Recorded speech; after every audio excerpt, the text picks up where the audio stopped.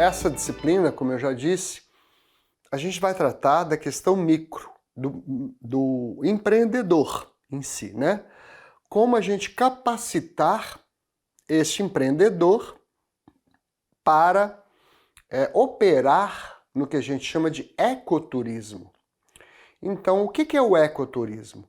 É uma questão de mobilidade sustentável, né? Muito ligada à questão da arborização, planejamento urbano voltado a essa questão do meio ambiente, para melhorar a qualidade do ar, diminuir o que a gente tem de poluição, e não somente a qualidade do ar, mas da água também. É muito importante que a gente entenda que o meio ambiente ele se compõe de ar, de água e de terra. Então a gente não pode esquecer em nenhum desses três elementos.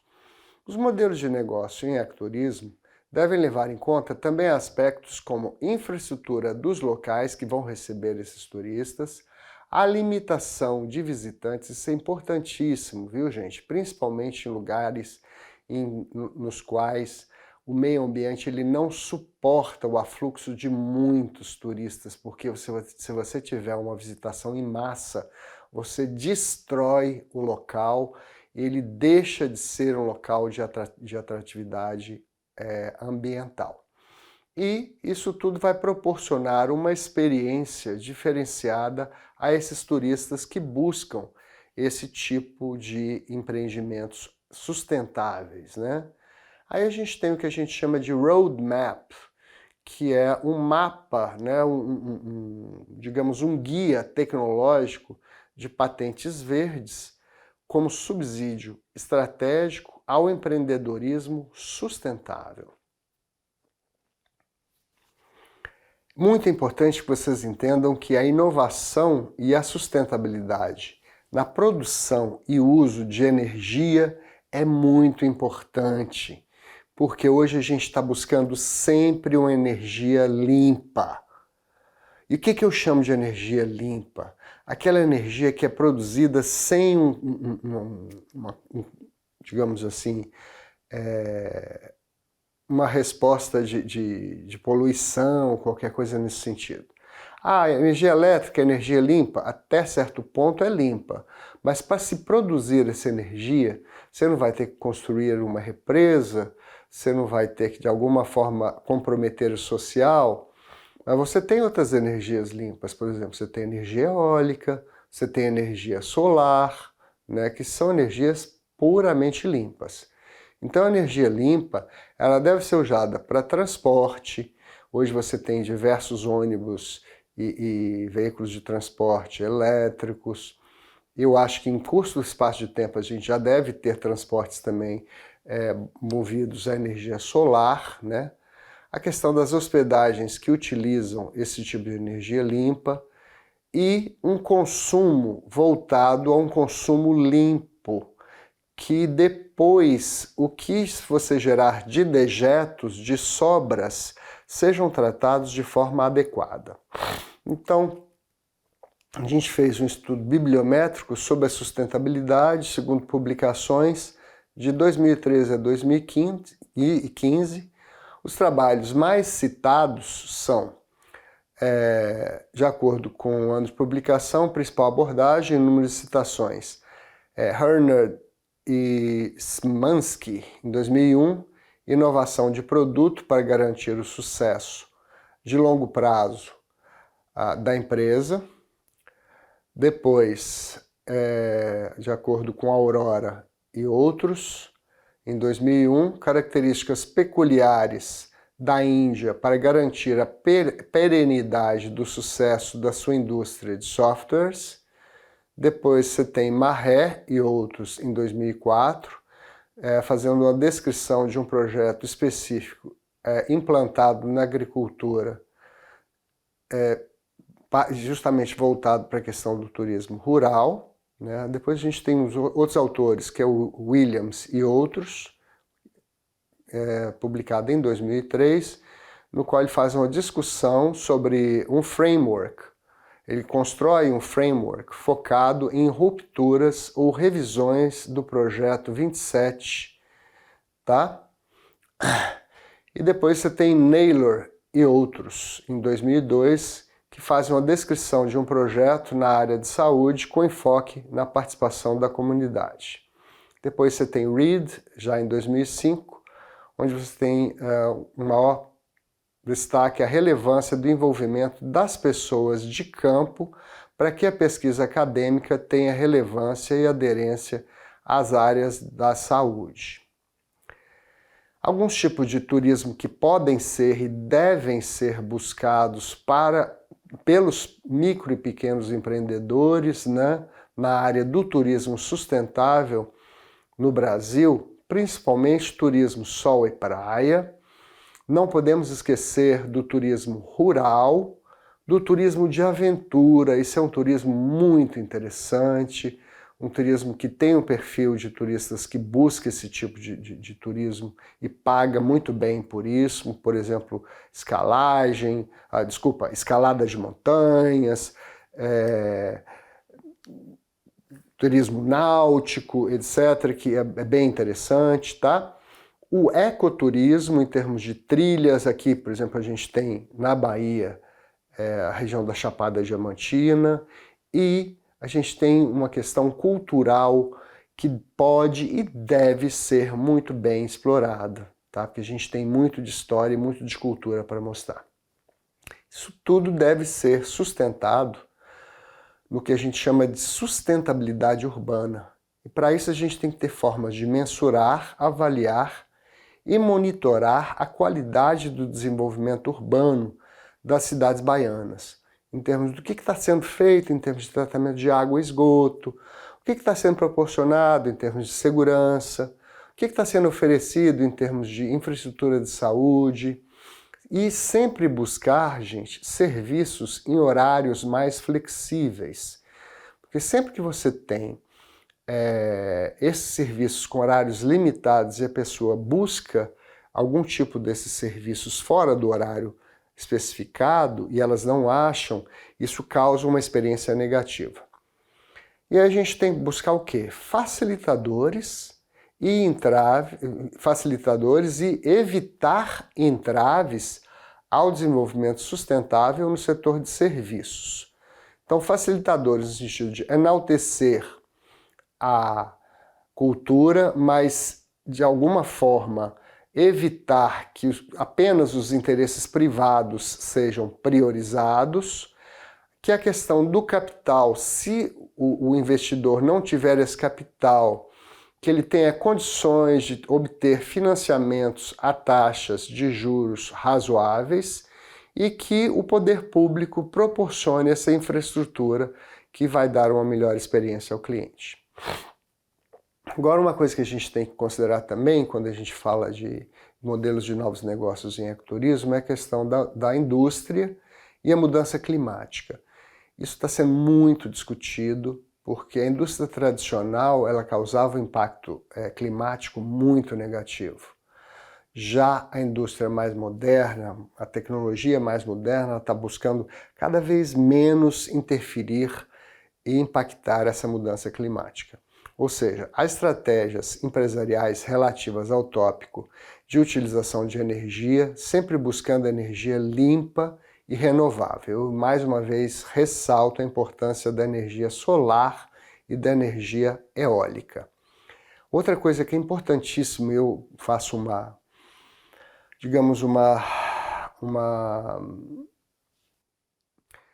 propõe um modelo novo de sustentabilidade. Sustentabilidade é tradicionalmente conhecida como considerar-se o aspecto ambiental, o aspecto social e o retorno financeiro. É como se você tivesse uma capa de um guarda-chuva. Mas você tem que ter um cabo desse guarda-chuva. Que cabo seria esse? São práticas de governança pública, o que a gente chama também de ESG. Estratégia em institutos de previdência municipal, a questão de transparência e não corrupção, e isso tudo voltado ao marketing verde, que é uma abordagem com apelo ambiental para a venda de produtos e serviços com o intuito de demonstrar que essa empresa, o seu empreendimento, ou o que você pretende fazer, é ecologicamente correto e socialmente também correto, viu? Isso tudo tem que considerar outra coisa super importante, que é a questão do consumo sustentável e a percepção dos consumidores sobre esse marketing verde. Alguns dados, tá? 67%, ou seja, mais da metade da população, mais de metade dos consumidores entrevistados, tem o hábito de pesquisar práticas de ESG das empresas, né, de sustentabilidade, de governança, né, antes de decidir por realizar essa compra dos seus serviços ou dos seus produtos. Além disso, 75% afirmam que as companhias que adotam medidas sustentáveis têm mais chances de conquistá-los como clientes. E olha esse dado como é interessante, hein? 91% das organizações reconhecem a importância dos critérios de governança e sustentabilidade e ecologia para a indústria brasileira, como relevantes, como importantes, que a gente não pode deixar de considerar. E 10% estão dispostos, 10% está disposto a pagar até um pouco mais por esse produto ou serviço do que uma outra que não contemple esse mesmo tipo de aspecto. Ou seja, isso tem que ser realmente mais valorizado. A perspectiva do brasileiro dos resíduos sólidos, isso tem que ser muito bem pensado. A gente está na academia pesquisando formas de realmente causar o mínimo impacto ambiental depois do uso do produto, principalmente, né? O que a gente vai fazer com o que sobra de resíduos sólidos, por exemplo, de aparelhos de telefonia móvel, de aparelhos de eletrodomésticos, sob o ponto de vista da gestão sustentável e da cadeia de suprimento. E não só telefonia móvel, viu, gente? Mas todos os tipos de resíduos sólidos. Até, por exemplo, rejeitos de construção civil. O que você vai fazer com isso? Isso vai para o lixão? E como é que isso vai ser tratado depois? Isso vai impactar ou não o meio ambiente? E aí a gente vai propor, né, e a gente vai ressaltar a importância da elaboração de inventário, ou seja, de primeiro entender o que é esses gases de efeito estufa, para evitar o aquecimento global. Está sendo muito discutível, que a gente está interferindo, não tem como dizer que a gente não está, a gente está interferindo, a gente tem que buscar formas de causar o mínimo impacto nesse sentido e trazer iniciativas nacionais e internacionais nesse sentido de causar o mínimo impacto possível no aquecimento global. Inovação e marketing verde é a inovação que está relacionada a produtos ou processos, incluindo a inovação em tecnologias que estão envolvidas nessa economia de energia, no uso de energias limpas, na prevenção de poluição, na reciclagem de resíduos. Então, tudo que vocês forem empreender, considerem esses aspectos. É uma pousada, é um outro tipo de empreendimento no qual você vai atender esse turista que tem esse apelo sustentável. Como é que você vai tratar tudo isso depois de uma vez consumidos, né? Projetos de produtos verdes ou gestão ambiental corporativa, licitações públicas sustentáveis. Então, como é que eu posso elaborar um projeto e conseguir recursos a partir da elaboração de um projeto sustentável? Ou seja, fazer uma introdução com a descrição do contexto, ou seja, como é que se encontra a situação no momento atual, né? Descrever a partir de dados científicos, a partir de dados creíveis, de institutos como IBGE, de institutos que têm uma credibilidade, que podem dar esse tipo de informações sobre esse contexto, para eu poder desenhar, para eu poder descrever bem em que estágio, né? Em que ponto está o que eu quero fazer e como eu quero, de alguma forma, modificar isso aí. Ou seja, eu tenho que descrever muito bem esse contexto. Depois eu tenho que ser muito claro em descrever o meu problema de pesquisa, porque isso vai determinar você conseguir ou não esse capital. Os objetivos geral e específicos, uma questão que eu recomendo, viu, gente, como orientador, um objetivo geral e não mais do que 2 a 3 objetivos específicos relacionados ao objetivo geral. Depois você faz o que a gente chama de uma revisão bibliográfica. Para quê? Para que serve essa revisão bibliográfica?